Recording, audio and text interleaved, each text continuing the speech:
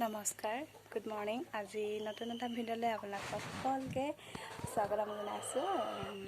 আজি বিশেষ ভ্লগ নহয়, অৱশ্যে আজি মই এটা ৰেচিপি দিম বুলি ভাবিছোঁ। কেনেকুৱা হয় নাজানো, চেষ্টা কৰিছোঁ দিম বুলি ভাবিছোঁ। আপোনালোকে চাই জনাব কেনেকুৱা পালে। ভুলো হ'ব পাৰে, মাজে মাজে শুধৰাই দিব ভুল হ'লে মানে। তো আজিৰ ৰেচিপিৰ ভিডিঅ'টো কেনেকৈনো বনাওঁ চাই থাকিব আপোনালোকে। তেন্তে আজি ভিডিঅ'টো ষ্টাৰ্ট কৰোঁ। ঠিক আছে।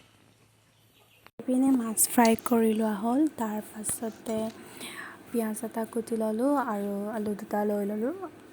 লগতে তাৰপৰা 3টা বিলাহী দি দিছোঁ, যিহেতু বিলাহীৰ পৰা চব্জিটো হ'ব। বিলাহী 3টা কুটি ল'লোঁ। এইফালে নৰসিংহ পাত কেইডালমান, এইফালে আদা, নহৰু, ইলাচি, লং আৰু কেঁচা জলকীয়া। তাৰ পাছতে এইফালে ৰং মছলা অকণমান দিলোঁ। এইফালে ধনিয়া মছলা অলপ লৈ লৈছোঁ, সোৱাদটো হ'বলৈ আৰু কালাৰটো উঠিবলৈ। এনেকৈ কৰি বস্তুখিনি যোগাৰ কৰি লোৱা হ'ল। তাৰপাছতে ৰান্ধিম আৰু। এইফালে গেছত কেৰাহীটো পাতি দিলোঁ। কালিৰ মাছ ভজা অলপ তেল আছিলে, তো সেইকণ তেলতে আৰু অলপ তেল দি ভাজিম আৰু চব্জিটো বনাম। এইফালে গৰম পানীৰ কাৰণে কেটলিত গৰম পানী বহাই দিলোঁ। তেলখিনি গৰম হ'বলৈ দি আৰু অকণমান তেল ঢালি দিলোঁ। অলপ বেছি নহয়, দেখিছে আপোনালোকে। এইফালে তেল গৰম হ'ল, এইফালে পিঁয়াজ দি দিম আৰু পিঁয়াজখিনি দিয়াৰ পিছত অলপ লৰাব লাগে। লৰাই দিলে সোনকালে ভাল হয় আৰু সিজে। ৰঙচুৱা পৰিব দিব লাগে অলপ, এনেকৈ লৰাই। তাৰপাছতে আলুখিনি অলপ ভাজি ল'ব লাগিব, আধা ভজা কৰি ল'ব লাগিব আলুখিনি। এইফালে ল' ফ্লেমত দিলোঁ, তেতিয়া কপি সিজিলে ভাল হয়, ৰঙচুৱা হয়, ভাল লাগে তেতিয়া। এইফালে আলু কুটি থোৱাখিনি দি দিলোঁ। দিয়াৰ পিছতে অলপ লৰাই থাকিব লাগিব।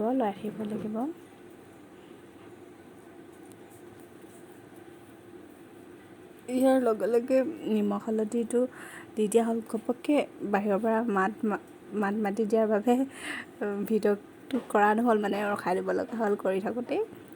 এইফালে মাতি দিলে বাটচিঙা নানীকেইজনীয়ে ঘপককৈ মাতি দিলে, মই ভিডিঅ'টো কৰি থাকোঁতে সেইকাৰণে নিমখ হালধি দিয়া সেইটো থাকি গ'ল পটককৈ কৰিবলৈ। ইফালে মই দি দিয়া হৈ গ'ল আৰু এতিয়া লৰাই আছোঁ। দেখিছেনে ধুনীয়াকৈ সিজি গৈছে। তাৰ পাছতে এইফালে বিলাহীখিনি দি দিম। বিলাহী দিয়া হৈ গ'ল, লৰাই দিব লাগিব অলপমান।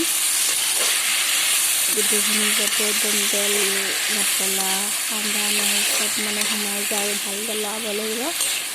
লৰাই কেনে তাৰপিছত অলপ ঢাকি দিব লাগে সিজিবলৈ বুলি। ফ্লেমটো ল' ফ্লেমত দি থ'ব লাগে, কমাই দিব লাগে গেছৰ হেৰিটো।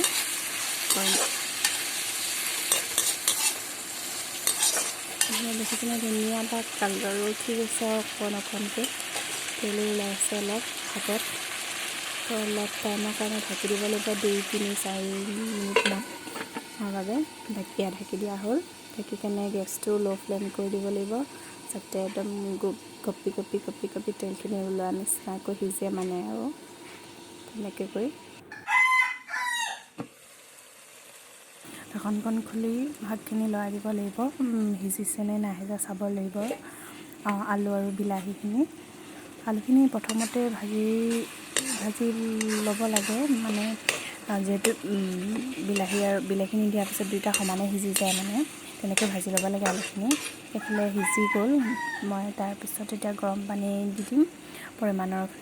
1 মগ দি দিছোঁ, যিহেতু আমাৰ মানুহ 5টা বেছি, ঘৰৰ মানুহখিনিৰ বাবেহে বনোৱা হৈছে।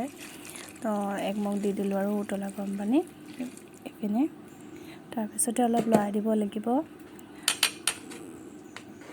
ভালকৈ, যাতে মিক্স মিক্স হয় ভালকৈ সিজে আৰু তেনেকৈ কৰি এতিয়া ফ্লেমটো বঢ়াই দিব লাগিব গেছৰ সোনকালে সিজিবলৈ বুলি উতলিবলৈ বুলি এইফালে দেখিছেনে ইমান ধুনীয়া কালাৰ এটা হৈছে তেলতে ব্ৰিং আছে এইফালে ফ্লেমটো বঢ়াই দিলত উতলি গৈছে ধুনীয়াকৈ লৰাই দিলোঁ অলপ ভাঙিও দিলোঁ ভাঙি দিব লাগে আলু চালুবোৰ সিজিছেনে নাই হোৱা চাব লাগে তেনেকৈ মাজে মাজে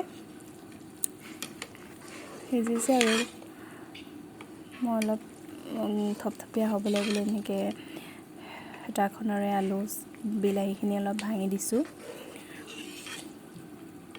তেতিয়া লেজুৱা হয় থপথপীয়া হয় ভাল হয় খাবলৈ সেনেকৈ কৰি আৰু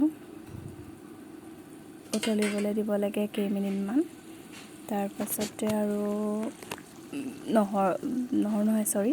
নৰসিংহ পাত দি দিম নৰসিংহখিনি দি দিয়াৰ পিছতে এটা ধুনীয়া সোৱাদো আহে ৰং হয় খাবলৈও ভাল জুতি লগা হয় আৰু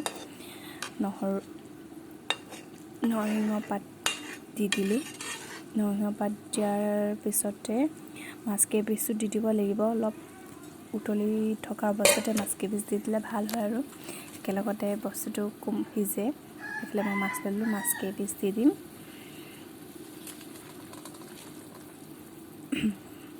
মাছ দিয়াৰ পাছতে বেছিকৈ লৰাই থাকিলে মাছ কেইপিচ ভঙাৰ চান্স থাকে যে তো বেছি লৰাবলৈও নালাগে এনে ওপৰে আৰু